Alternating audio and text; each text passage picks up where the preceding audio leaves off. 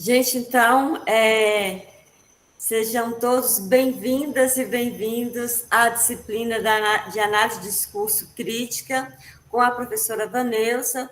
Professora Vaneusa, é um prazer recebê-la aqui, tê-la no curso de especialização de ensino de língua portuguesa e literatura brasileira. Obrigada, Ana, o prazer é todo meu.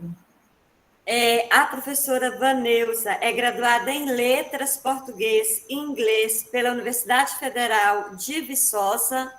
Ela é especialista em Linguística e Língua Portuguesa, Neuropedagogia e Supervisão Escolar.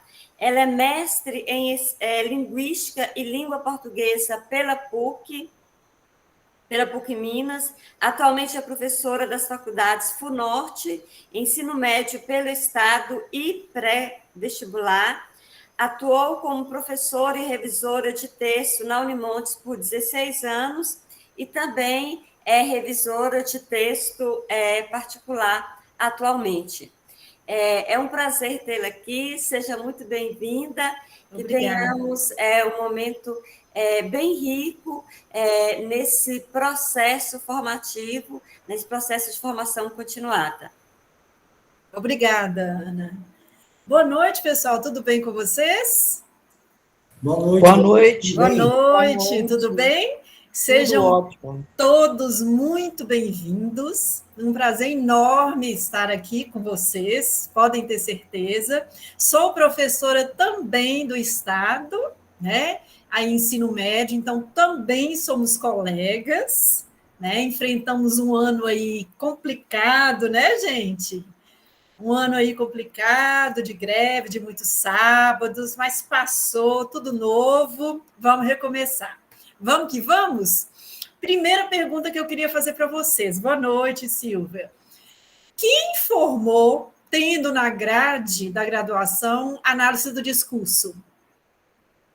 Será que é a maioria ou a minoria? Como disciplina? Eu tive. Ai, que ótimo. Eu tive. Que bom, pessoal. Ô, Vaneusa, eu tive. Inclusive, você foi minha professora na FUNORTE, quando eu fiz português. Olha, Nayara, quando eu vejo os nomes assim, eu falo, gente, eu conheço de algum lugar. Tudo bem, Nayara? Graças a Deus. Olha lá, É Eno prazer, também. de novo. Ótimo. Porque quando eu formei, pessoal, eu não tive essa disciplina, né? Análise do discurso na minha grade. Credo, vocês vão achar que eu sou bem velha, né? Mas depois que eu saí da faculdade, que veio a análise do discurso. Então, eu só tive contato com essa disciplina quando eu fui fazer a primeira pós-graduação. Aí eu me encantei. Maria Firmino também não teve, Maria? Ah, mas você vai ficar apaixonada. Ruth também não, Viviane teve no mestrado. Aí eu me apaixonei. Pensa uma pessoa apaixonada? Nós vamos até fazer um combinado. Quando eu começar a empolgar demais, vocês falam, quieta doida, tá? Baixa aí. Porque eu sou realmente uma apaixonada pela análise do discurso. Né? Aí também teve na pós.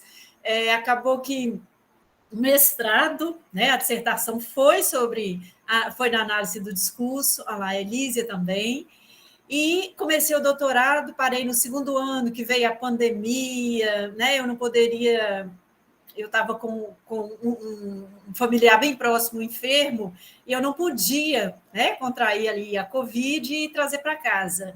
Então, eu acabei trancando aí na análise do discurso também. Tá? Então, vocês vão ver que eu sou uma apaixonada, a hora que eu animar, vocês falam, calma, calma, tá, gente?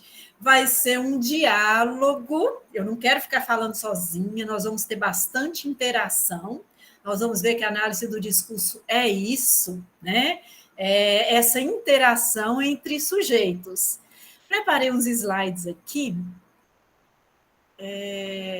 só um minutinho, deixa eu abrir ele aqui.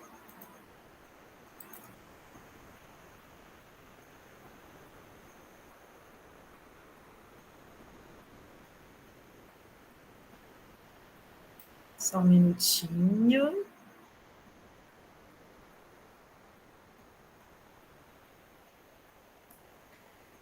Estão vendo, pessoal? Sim. Então, sim. Deixa eu só abrir a tela aqui toda. Hoje estou apanhando um pouquinho, mas espera aí que vai dar certo. Tá? Tudo bem? Como eu ampliei Ok. a tela aqui, pode ser que eu não veja, vou até entrar pelo celular também, as colocações de vocês, mas nós vamos nos inteirando aqui. Só um minutinho que eu também vou entrar, que aí eu fico de olho o que está acontecendo, tá bom? Tá, mas qualquer necessidade, Bárbara e Gilda também avisam, viu? Joia, vocês me acudam aí, tá bom, gente? É porque eu empolgo, já avisei, né, Ana? Eu empolgo, eu empolgo. Ok, pessoal? Então, a nossa disciplina é a análise do discurso crítica, repercussão no ensino. Então, nós vamos discutir, né, tanto... Peraí, só um minutinho. Ops, pronto. Nós vamos discutir. Não vai dar certo, não. Nós vamos discutir tanto... É só desligar o áudio do celular. Desliguei e Não funcionou? Não estou conseguindo. Não, é que está muito próximo. Tudo Não, bem. mas qualquer coisa a gente avisa aqui. Não preocupa, Isso, não, vocês tá? vão me ajudando, tá, pessoal? Então, tá. Então, o que é a análise do discurso crítica? Qual que é essa repercussão no ensino? Eu acho que para nós, como seres humanos, como pessoas, é uma disciplina bem interessante, né? E para os nossos alunos, mais ainda. Por quê? Às vezes a gente lê um texto, nós estamos na era dos fake news, né? Das notícias falsas, da graça que fazem, compartilham muita coisa que não é verdade, né? Então, nós, como analistas do discurso, críticos ainda, nós vamos saber analisar esses discursos e ainda ajudar o nosso aluno a também ser um aluno crítico, né? Tá aí, eu acho que é a grande coisa da disciplina. Vamos lá? Tá. Qual que é a análise do discurso que nós iríamos trabalhar? É a de linha francesa, tá, pessoal? É a que teve origem na França, lá em 1960, tá? Olha que interessante, as ciências que contribuíram. Então, nós temos aí a linguística, com Saussure, nós temos o materialismo histórico de Marx e nós temos a psicanálise de Lacan. Olha que interessante. Então, essas três ciências se uniram, né, para formar a terceira, que seria a análise do discurso aí. Qual que é o objeto de discurso da análise do discurso? Claro, é o discurso, tá? Mas o que seria esse discurso? Só para dar, peraí que eu quero ouvir vocês. Para estudar a linguagem, nós temos aí duas formas. A primeira é a análise linguística, né, que considera aí a língua como um sistema de signos ou como um sistema de regras formais. Lembram disso? E nós temos a gramática, que considera a língua como normas de bem dizer. Então, nós temos essas duas versões aí de estudar a linguagem. E nós temos a análise do discurso, né, que não trata da língua, não trata da gramática, mas esses dois campos interessam demais a ela. Não tem como falar de discurso sem falar da língua, sem falar da gramática, tá? E vamos lá. O que seria, então, discurso, pessoal? Vamos? É um texto falado ou escrito dentro de um contexto social. Boa, quem falou aí? Alex.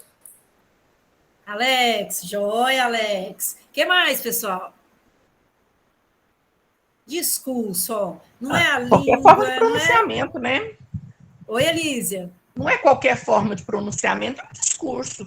Qualquer uma. Boa. É porque a gente liga muito o discurso àquele discurso do político, né? Ao discurso, às pregações que são feitas religiosas aí, e não é só esse discurso, tá? É a ideologia por trás das nossas falas. Boa, Ana Luísa, é isso aí, tá? O que está por trás das nossas falas? Por isso que a psicologia também, a psicanálise, né, está contida aí na análise do discurso, tá? Então, olha só, a palavra discurso, aí, etimologicamente, ela tem a ideia de curso, né, de percurso, de correr por, de movimento.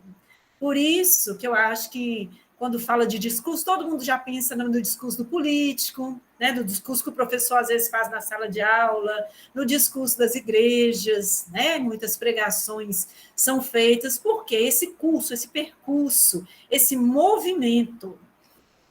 E o Fernandes fala que não é língua, não é texto, não é fala, mas necessita de elementos linguísticos para ter essa existência material. Tá?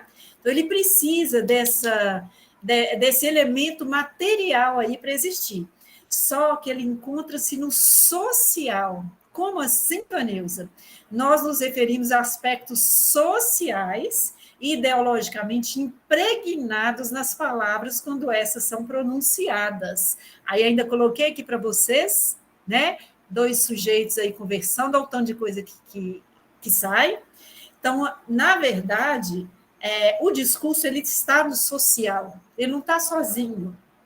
E ele está imbricado aí de ideologias quando nós pronunciamos. Tudo bem até aqui, pessoal?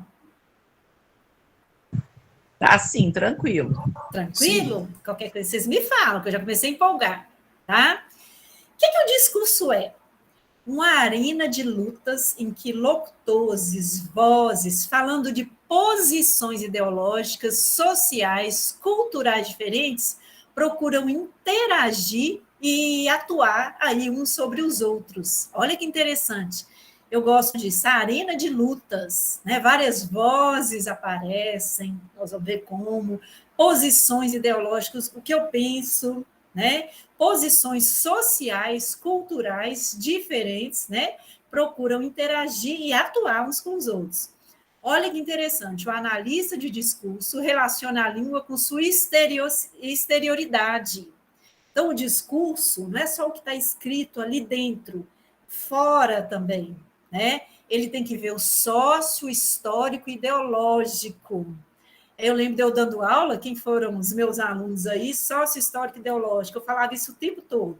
Está impregnado, né, de aspectos sócio-histórico ideológicos.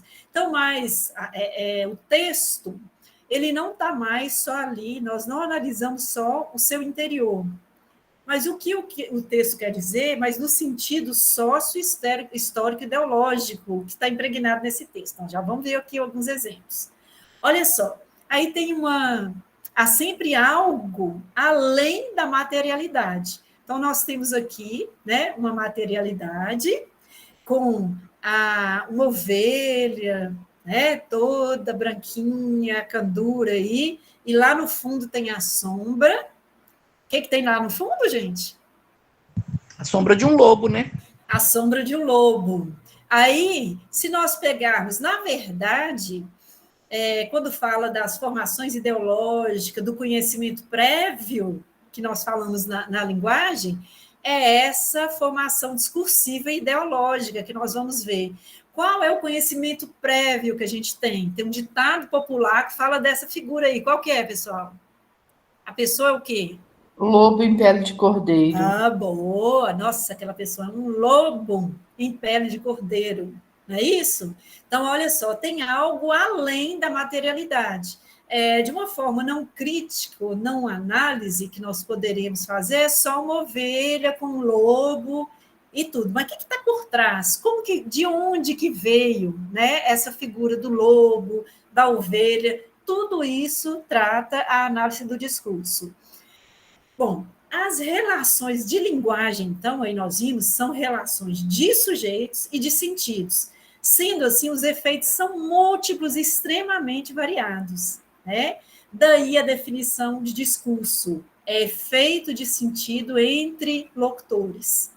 Se eu falo uma coisa, dependendo da região que você vem, não é só quanto a variação linguística, não, quanto a sócio-histórico ideológico. Se eu falo que é muito comum uma coisa, e para mim, na minha cultura, não é, já me assusta um pouco, né? Eu, como sujeito. Por quê? Porque para mim tem outro sentido, eu vim de outra cultura, eu tenho outra ideologia, né? Outra posição sobre isso. Então, o discurso é feito de sentido entre locutores. Gravem isso que nós vamos ver. E o que é esse sujeito discursivo? O sujeito é clivado. Olha que interessante que a Pocente fala. Ou seja, ele não é uno. Você não é único. Você não é individual como sujeito. Ele é sujeitado. Nós somos sujeitados. O que é isso, gente? Nós não somos livres e não estamos na origem do discurso. Como assim? Eu, por exemplo, Vanilza, eu estou achando que eu estou aqui, né, arrasando. Olha, eu que estou falando isso. Não sou eu que estou falando isso. No meu discurso está lotado de outros sujeitos, de outras vozes. Eu sou assujeitada, eu não sou livre, né? Essa não é a origem, não fui eu que inventei todas essas aulas, todas essas definições. Eu estou reproduzindo outros sujeitos. Então, nós temos a impressão, a ilusão é a palavra usada, nós temos a ilusão, né, de que nós somos donos do nosso discurso.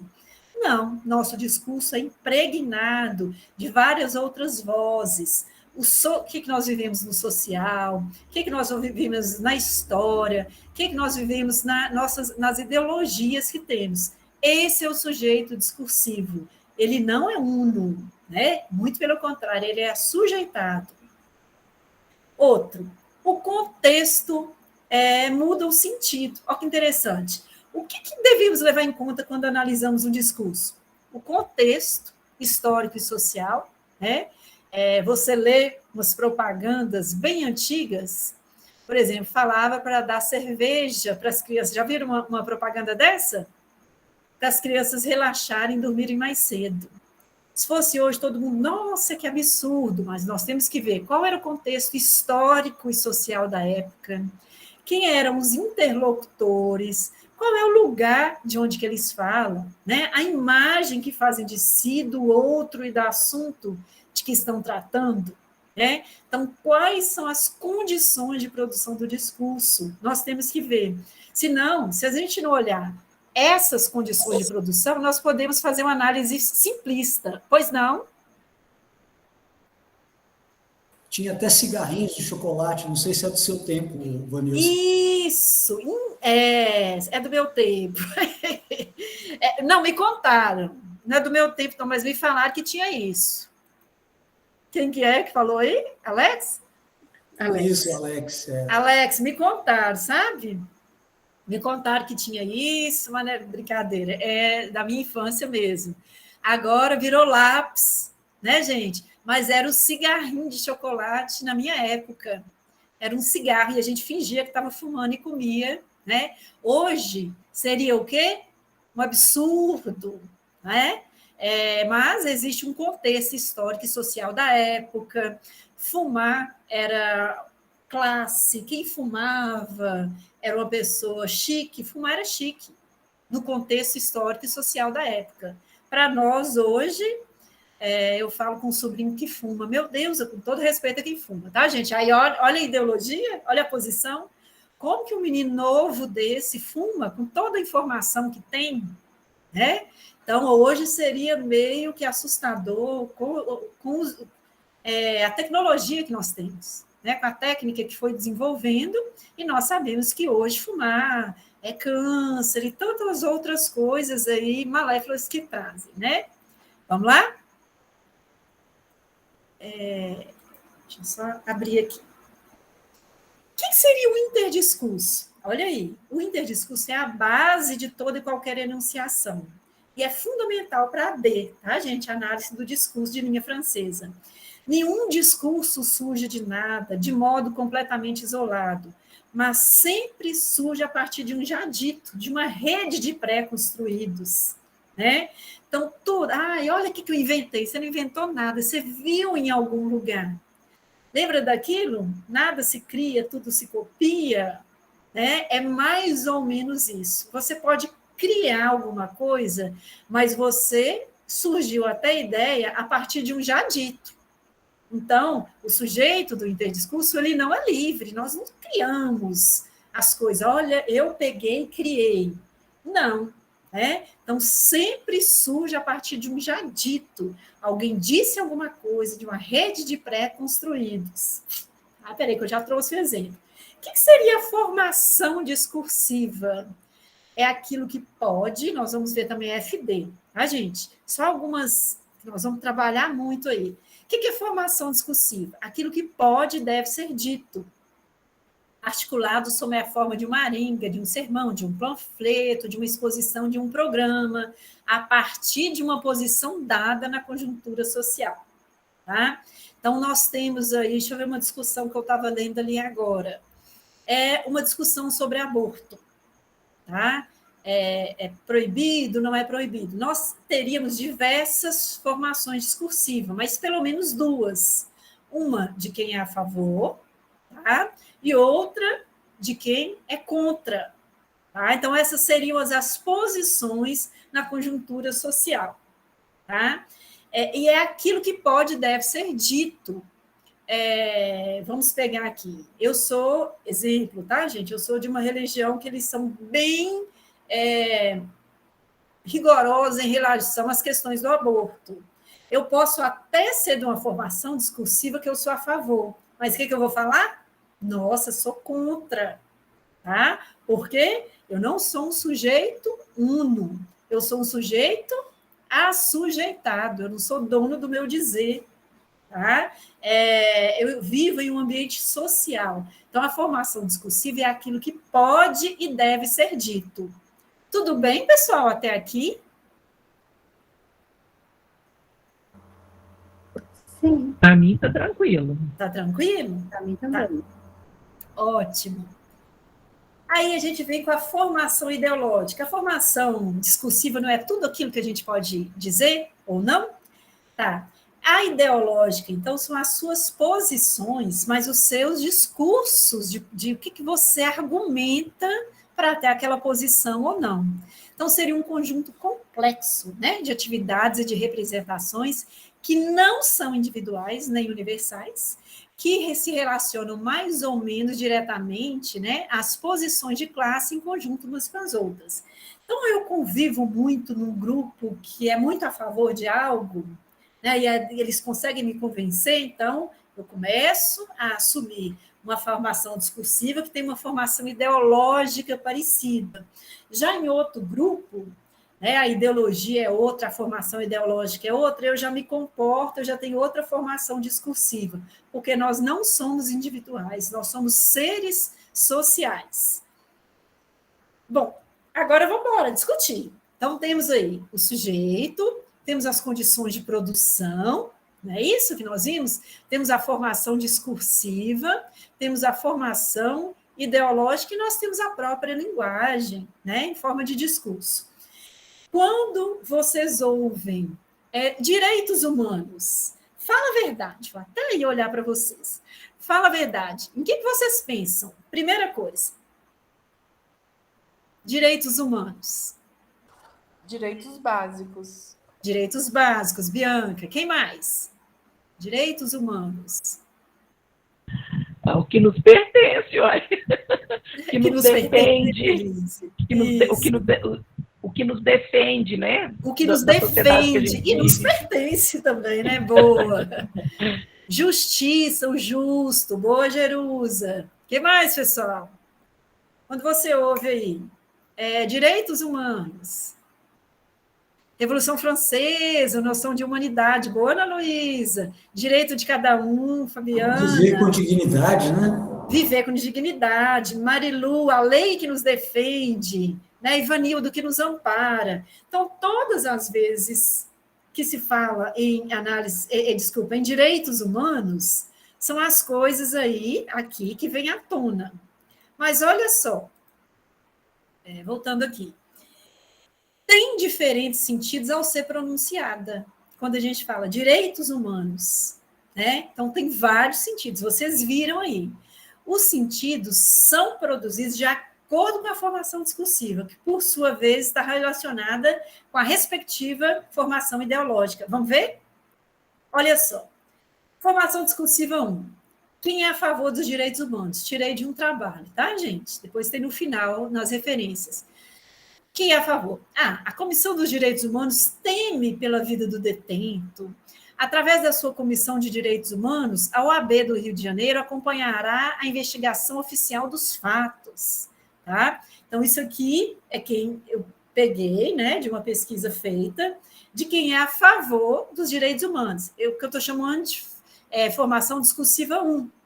É uma ideologia aí, tem toda uma formação ideológica. A formação discursiva 2 são os opositores aos direitos humanos.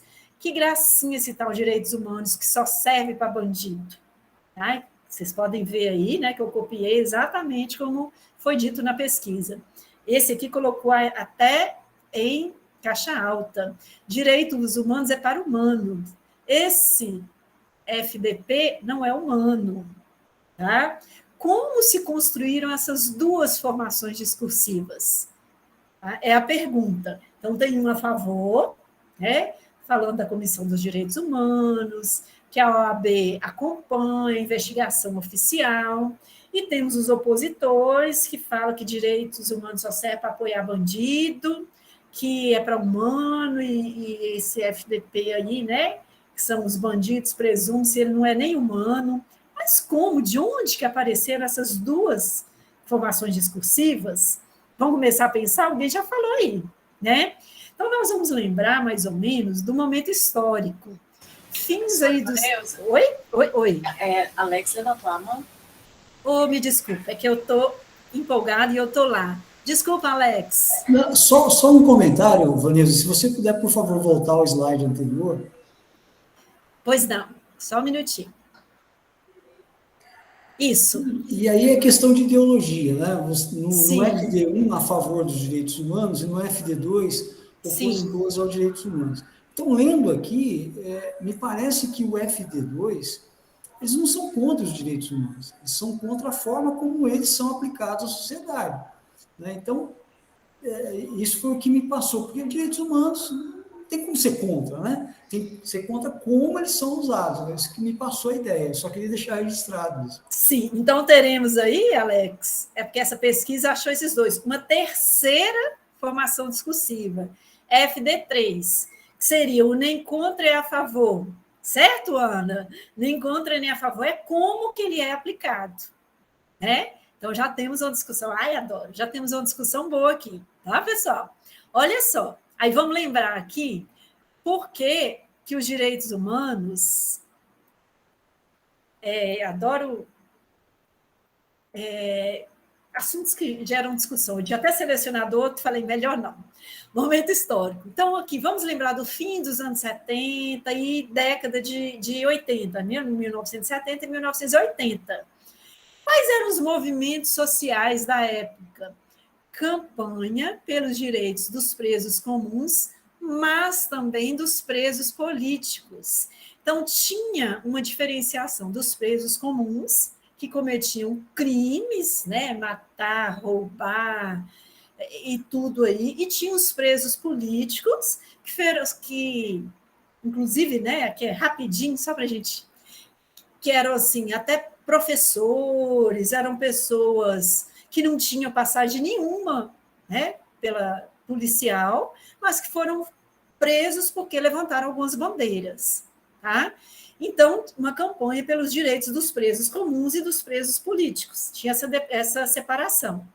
Uma contestação, uma campanha com apoio da população de oposição à defesa dos direitos humanos, né? E uma campanha para legitimar direitos sociais, que era direito à moradia, à saúde. Viram aí? Tinham duas formas, dois movimentos, tá? Bom, tem também a necessidade de significar o valor da pessoa humana. Olha só, ainda grifei aqui, os presos comuns e os presos políticos. A prática social, movimentos de luta pelos diferentes tipos de direitos. Direitos sociais, né, os coletivos, moradia e saúde, mas também os direitos civis, que seriam esses direitos individuais que entrariam os presos comuns e os presos políticos. Mas o que acontecia? 3 fatos importantes. Aumento da criminalidade, né, vindo para cá, e da sensação de insegurança aí da população. Os opositores aos direitos humanos, opositores mesmo, tá, gente? F2 aqui, associaram a criminalidade às práticas democráticas, aumenta o apoio a formas violentas e privadas de combate e prevenção do crime, e direitos humanos, então, passa a ser compreendido por muitos como privilégio de bandidos. É um contexto de discussões sobre criminalidade. Mas viram que tem todo um contexto histórico, social, ideológico por trás dos direitos humanos? Tá? Ele não privilégio de bandidos. Na época que ele foi instaurado, eram para presos comuns, mas também pensava-se, e principalmente nos presos políticos. E agora? O que acharam? Resumão do momento. Eu ia colocar... Cine? Eu ia colocar outro tema, sabe? Mas eu falei, não, melhor não. Vamos colocar os direitos humanos. Deu para entender, pessoal, como que é construído? Então, na verdade, aquele conhecimento prévio que o aluno, que a gente requer do aluno, que a gente fala que tem que trabalhar com o aluno, é essa memória histórica, essa memória discursiva, tá? Fala, Cíntia. Cíntia levantou a mão? Cíntia, pessoal? Talvez tenha sido engano, porque realmente ela levantou a mão, mas não falou nada. Tudo bem, obrigada, Gilda. Ok, pessoal? Então, se vocês... As pessoas não entendem. Espera aí, deixa eu ver uma mensagem Marilu aqui.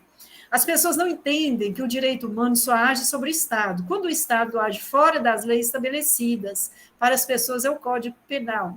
Sem problema, Cíntia. Boa, Marilu. Tá vendo? Então, quando a gente traça essa memória discursiva, que o analista do discurso tem que fazer, sem problemas, que o analista do discurso faz, né, pessoal? Quando nós traçamos essa memória discursiva, você vai saber por que algo e não aquilo. Alex. Ô, Vanilza, Oi. Você está estimulando muito, aí eu tenho que perguntar, não tem jeito, né? Claro. Não, só para comentar o seguinte, você falou do analista do discurso, né? Analista, isso. E a gente percebe que o discurso pode ser enviesado a partir das posições de quem fala e também de quem analisa. Porque você pega duas situações, como a FD1 e a FD2 ali. Vamos trazer a 3 também, e a FD3. Vamos colocar a terceira também. Vamos. Um outro, com um olhar de fora, analisando a situação, para gerar uma informação para mais pessoas, pode colocar na sua análise questões pessoais que induzem as pessoas a pensar do modo que ele quer. Exatamente. Então, até mesmo o analista do discurso tem um posicionamento muito sério na análise que faz, para não deixar a sua própria posição interferir na... Boa, Alex. E o próprio discurso, muito bem colocado, o próprio discurso dá pistas, tá, gente? Existe o leitor e existe o autor. E dependendo da formação ideológica em que eu estou inserida, né, pode ser, eu posso tomar uma posição ou outra.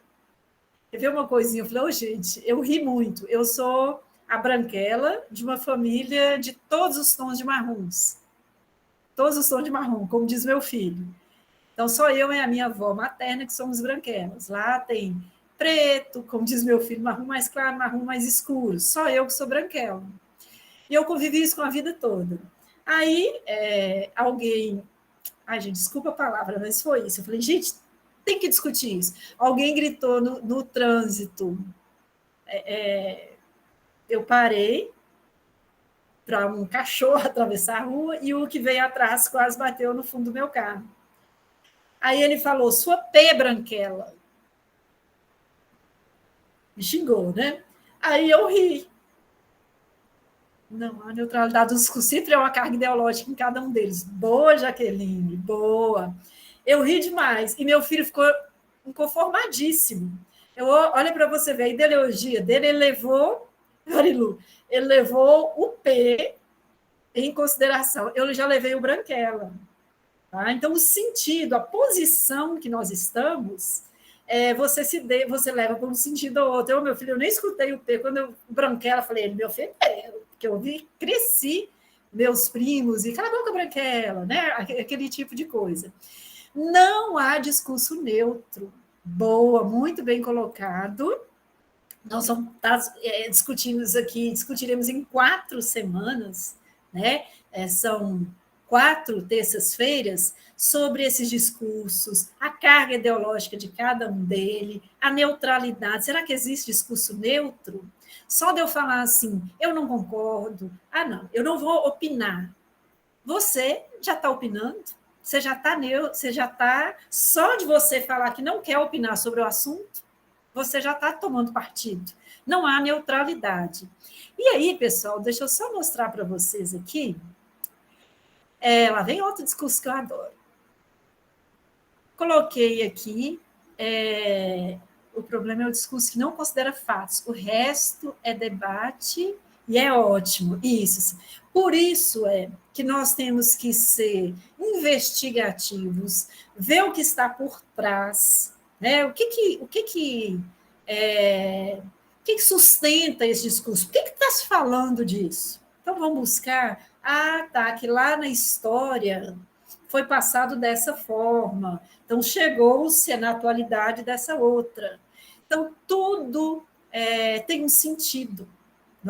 Nós temos que fazer isso e nós temos que ensinar os nossos alunos a fazer isso. Eu não sei a escola de vocês, mas a minha é bem precária no sentido que fica num bairro bem humilde, né? Os meninos é uma clientela. E eu levei no Dia Internacional da Mulher a música a Amélia, né? E levei Reconstruindo a Amélia, da Pitty. E aí eu tive que fazer, os meninos nem sabiam que a Amélia era essa, que mulher Amélia era essa, né? Então teve essa discussão toda. Professor, já escutei essa música, nem prestei atenção. Os jovens de hoje, isso era no 3º ano, né? 16 a 19 anos. 23 anos, tinha um de 23 na minha sala.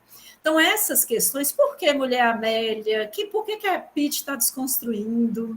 A lista de presença aí, pessoal. Então, todas essas discussões têm uma ideologia por trás, tem um discurso por trás. Qual foi a posição? Qual que é a formação ideológica da Pitty, cantora? O que ela desconstruiu? Cássia, eu pesquiso tudo para não levar o pé da letra e ver a ideologia por trás dos discursos, principalmente na atualidade. Estou quase virando professora de história. Não é bacana, Cássia? Adoro. Tá? Aí eu falo, gente, o povo está falando isso. Vamos ver de onde que apareceu isso? Bom, não sei se dá tempo. Bárbara e Gilda, vocês me socorram aí. Eu trouxe para vocês uma pichação. Vou mostrar o contexto, tá? É numa universidade pública. E picharam lá cotas, sim, é uma universidade. Tá? Vamos lá? Dá para a gente tirar aqui 2 formações discursivas sobre esse discurso, cotas, sim? Vai, Alex. Vanilza, eu vejo várias situações nessa informação, né? Considerando que o contexto social faz parte do discurso, nota-se que escreveram cotas, sim, né, num muro sujo, né, que é um ambiente que você olha que... Por que escreveram cota assim, nesse espaço, nesse muro, nessa condição? Né?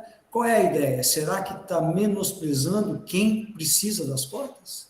Será que a ideia por trás disso é dizer que quem precisa de cotas tem essa situação do muro? Então, é uma percepção que a gente pode ter.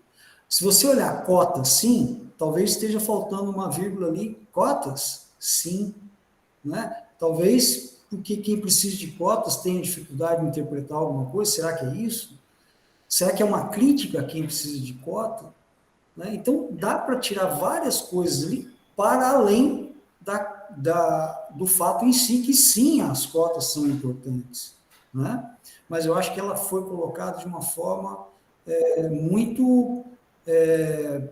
eu acho que foi até muito pensada para escrever. E a cor da letra também é importante.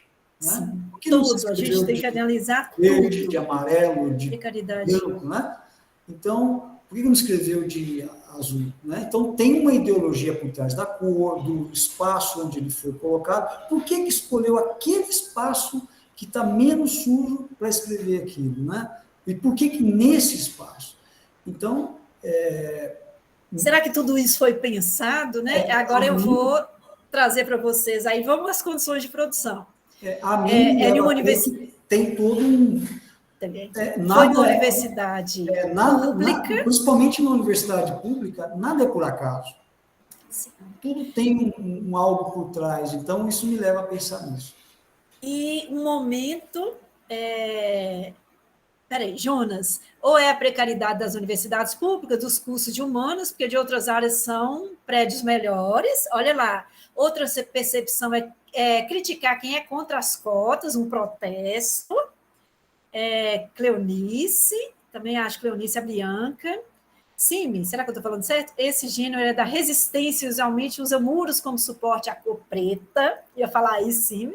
O principal é a localização. Boa, Marilu. Ruth, uma imagem assim é um ótimo início de debate regrado.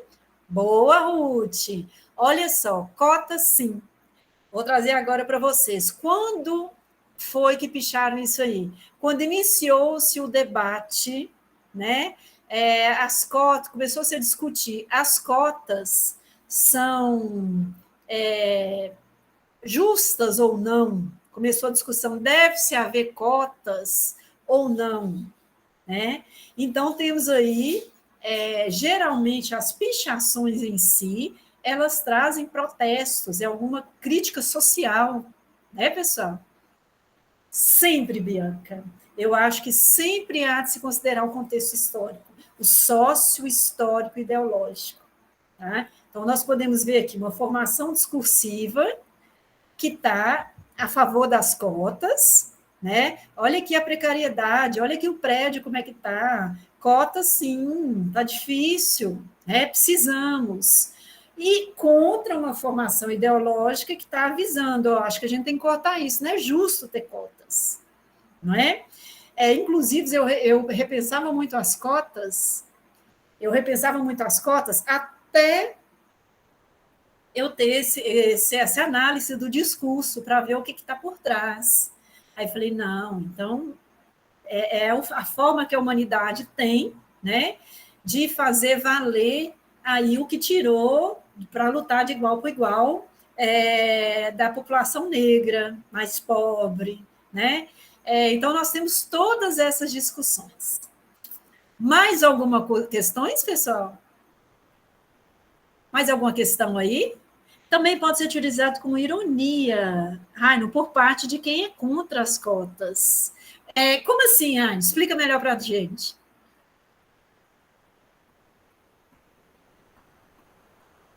Cota sim, num lugar dessa forma? Seria isso? Ah, tá. Sem problema. Tá? Seria nesse sentido? Pichar num prédio feio, né, abandonado, como foi colocado aí?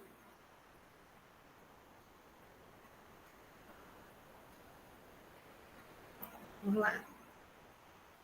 Puxa! Chegamos aqui.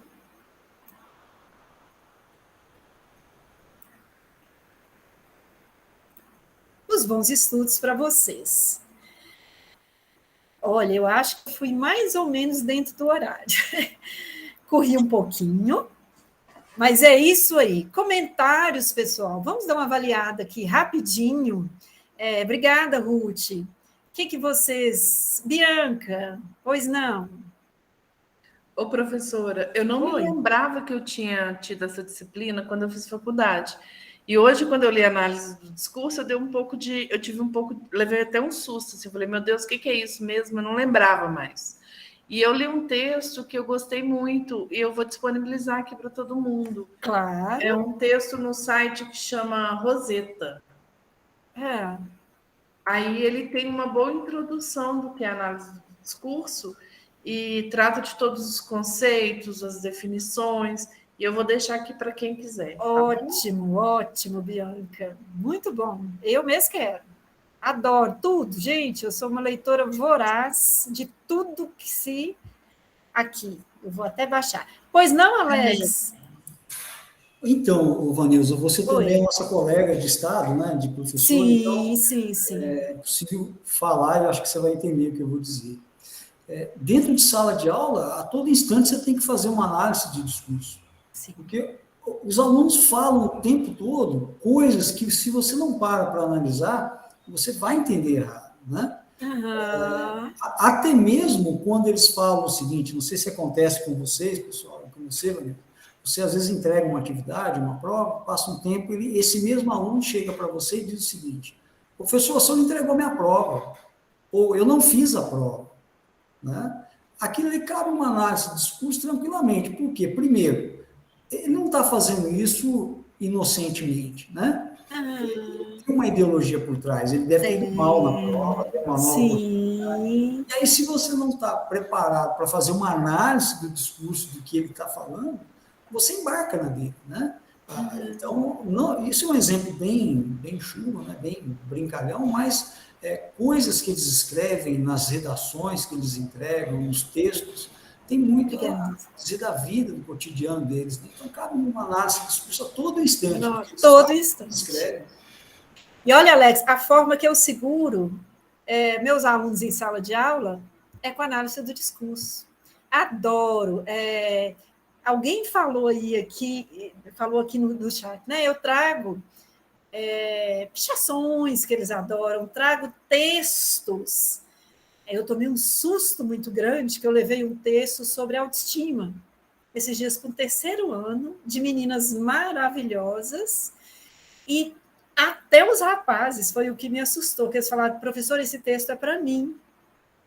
Então, tudo foi muito interessante. Aí você vai, meu Deus, olha para você ver, são jovens, e minha turma do 3º ano era muito escolada, muito boa mesmo.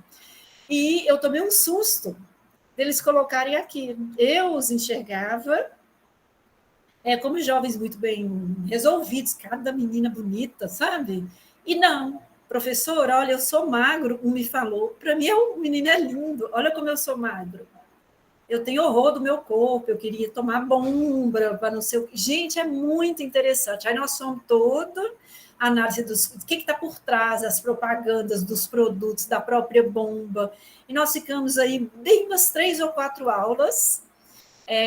Até comprei 2 livros e sorteei para eles que falam sobre isso, né? Porque odiar o seu corpo, porque eu não devo odiar meu corpo, uma coisa assim. Então, é muito interessante. O polêmico, então, adoro, gente. O polêmico, exatamente, Vanilda, tá? O objetivo é esse. Nós não podemos ter alunos bobinhos que se deixam levar, né? Sem posição política, tá, gente? Nós estamos falando da criticidade. Saber falar não. Eu não sei a realidade de vocês, mas eu tenho muito aluno de abuso, né? Vamos aprender a falar não, por que não deve? Então, eu penso que é uma característica do professor e da própria profissão. Nós somos analistas do discurso em sala de aula, né? Mais alguma colocação, pessoal? Deixa eu ver aqui. A aluna aprende a ter senso crítico, exatamente. Então, a disciplina é isso. Nós vamos ter uma parte teórica para sustentar, né, nossas discussões.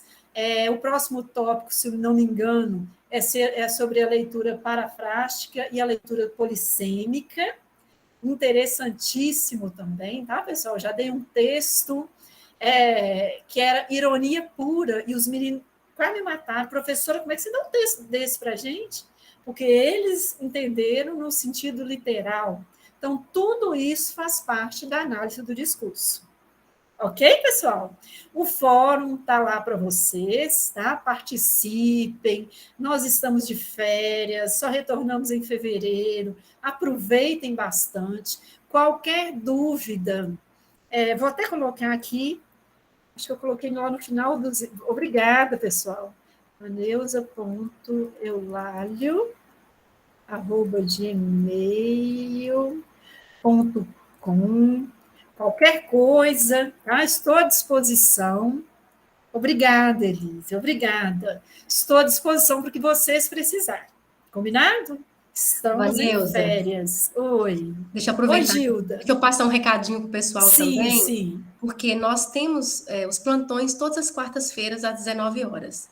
E uns 10 minutos antes, a Bárbara e eu, a gente envia o link para quem quiser participar. Então, o propósito, só para relembrá-los, o propósito do plantão é justamente tirar dúvidas sobre as atividades que estão disponibilizadas lá, né, na plataforma, sobre os fóruns, a disciplina, na verdade, está começando hoje, né, essa semana, mas assim, de qualquer maneira, a gente vai abrir o momento para o plantão e quem quiser participar, quiser tirar dúvida, tanto dessa disciplina quanto das outras, até que já encerraram, vocês ficam à vontade, tá? Amanhã, faltando uns 10 minutos para as 19 horas, a gente encaminha o link lá no grupo nosso, tá? Tá vendo aí, pessoal?